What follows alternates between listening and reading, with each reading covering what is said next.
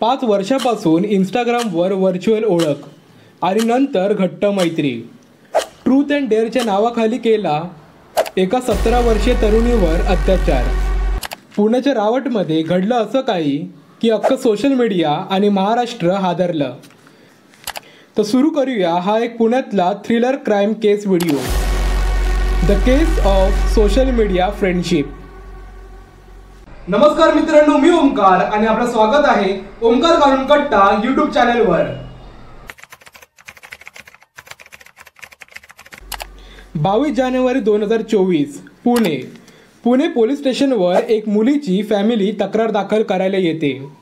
त्या मुलीचा भाऊ काय रेकॉर्डिंग्स पोलिसांना दाखवतो आणि ते रेकॉर्डिंग्स ऐकून पोलीस तातडीने इन्व्हेस्टिगेशनला सुरुवात करतात. ही कहाणी सुरू होते 5 वर्षापूर्वी. रिया वय 17 वर्ष, जी नुकतीच खेडवरून पुण्याला नीटच्या अभ्यासासाठी आपलं घर अभ्यासासाठी सोडून पुण्यात आली होती. तिथेच एक रूम भाड्याने घेऊन ती आणि तिची मैत्रीण तिथे राहत होती. अभ्यासात हुशार आणि अभ्यास झाला तर थोडा टाइमपास म्हणून सोशल मीडिया आणि इंस्टाग्रामवर ती वेळ घालवायची. मग इंस्टाग्रामवरच तिची ओळख झाली एका रील स्टार मुलीशी. तिने एकदा तिच्या पोस्टवर कमेंट केली. नंतर तिथूनच त्यांची रोजची चॅटिंग सुरू झाली आणि थोड्या दिवसातच त्यांची चांगली मैत्री जमली. रील स्टार स्नेहा ही इन्स्टावर खूप फेमस होती. तिला हजारोमध्ये लाईक्स आणि पुष्कळ फॉलोअर्स होते. तिच्या डान्सने सर्व लोक मोहित व्हायचे. रील्सवरती डान्स करणं आणि तिचा हट्ट स्वभावाने तिच्यात आणि तिच्या आईचे कधी पटत नव्हते. स्नेहाही कधी मित्रमैत्रिणींच्या फ्लॅटवर जाऊन आपली रील शूट करायची आणि तेच पोस्ट करायची. या सोशल मीडियाच्या क्षेत्रात चांगली आणि वाईट ही दोन्ही संगत असते आणि स्नेहाला वाईटच संगत भेटली. स्नेहाचं 21 जानेवारी 2024ला सकाळी तिच्या आईसोबत भांडण झालं आणि तिने सरळ रियाला इंस्टाग्रामवर चॅट केला की मी तुझ्या घरी 2 दिवस येऊ शकते का? तू थोडी माझी 2 दिवसासाठीच राहायची सोय कर. रियाला चॅट्स वाचून प्रश्न पडला, पण तिने नंतर स्वतःच आपला ॲड्रेस पाठवला आणि राहायला अनुमती दिली. त्या दिवशी तिची रूममेट पण घरी नव्हती.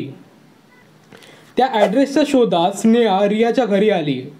5 वर्ष जुन्या इंस्टाग्राममधून ओळख झालेल्या 2 मैत्रिणी समोरासमोर पहिल्यांदाच भेटल्या. स्नेहा एकदम दिलखुलास मैत्रीण. रियाची रूम बघून एकदम थक्क झाली. तिने बघितले तिथे पुस्तकांची ढीग आणि अभ्यासू वातावरण.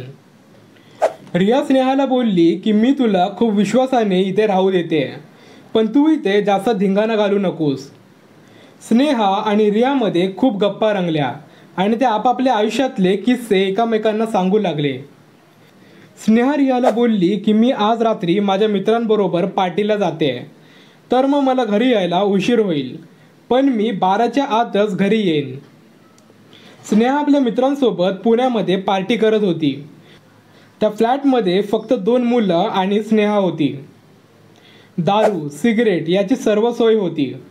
मोठा स्पीकरचा आवाज आणि नशेत धुंद स्नेहा आणि तिचे मित्र. रिया घरी स्नेहाची वाट बघत होती.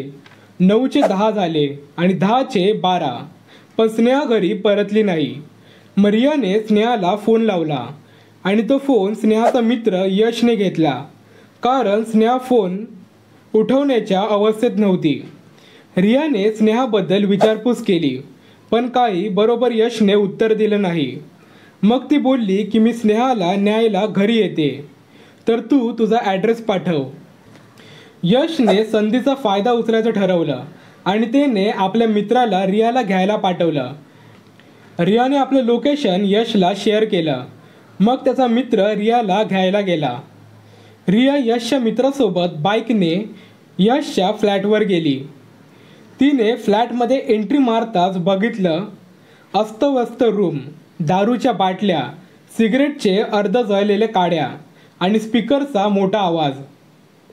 बाल्कनीमध्ये स्नेहा आणि यश दारू पियत होते. स्नेहा नशेत पूर्ण धुंद होती.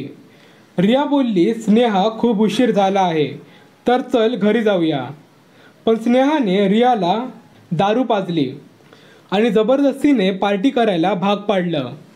आता रिया पण नशेत पूर्ण धुंद होती. सर्व मित्रांनी ट्रूथ अँड डेअर खेळू असं सांगितलं. एक दारूची रिकामी बाटली घेतली आणि त्या बाटलीचं टोक ज्याच्याकडे आलं तर तो मित्र जे सांगेल ते करणं भाग होतं. थोड्या वेळातच ते बाटलीचं टोक रियापर्यंत येऊन थांबलं.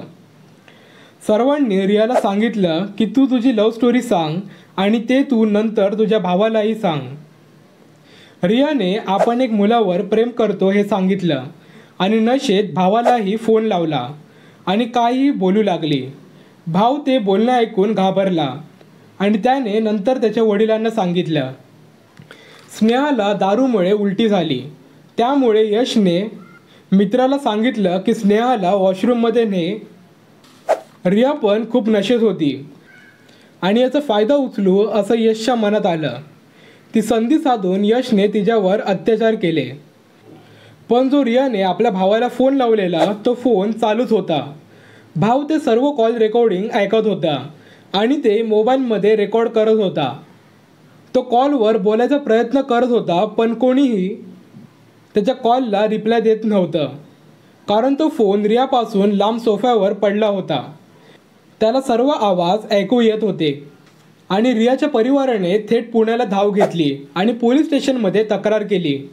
पोलिसांनी यश आणि त्याच्या मित्राला ताब्यात घेतलं आणि त्याच्यावर IPC अंतर्गत गुन्हा दाखल केले. रिया फक्त 17 वर्षाची मुलगी होती. एक रील स्टारच्या मैत्रीमुळे तिचे जीवन एक रात्रीच उद्ध्वस्त झालं. दारूच्या नशेत तिच्यावर काय कृत्य होत आहे तेही तिला कळलं नाही. मित्रांनो, सोशल मीडिया जेवढं चांगलं आहे तेवढंच वाईट देखील आहे. आपण ज्या सोशल मीडियाच्या व्हर्च्युअल दुनियेत कोणावर विश्वास ठेवतोय हे आपल्याला भान असावं. रियाने आधीच सावधगिरी बाळगून स्नेहाला घरी येण्यास मना केलं असतं तरी घटना घडली नसती. ही घटना ऐकून तुम्हाला काय वाटतं आपले मत कमेंट्समध्ये जरूर लिहा.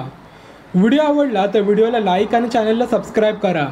भेटूया पुढच्याच अशा क्राईम थ्रिलर खऱ्या स्टोरी घेऊन. भेटू पुढच्या व्हिडिओमध्ये. जय हिंद, जय भारत. असेच माहितीशीर नवनवीन व्हिडिओज पाहण्यासाठी ओमकार सानू कट्टाला सबस्क्राईब आणि व्हिडिओला लाईक करा.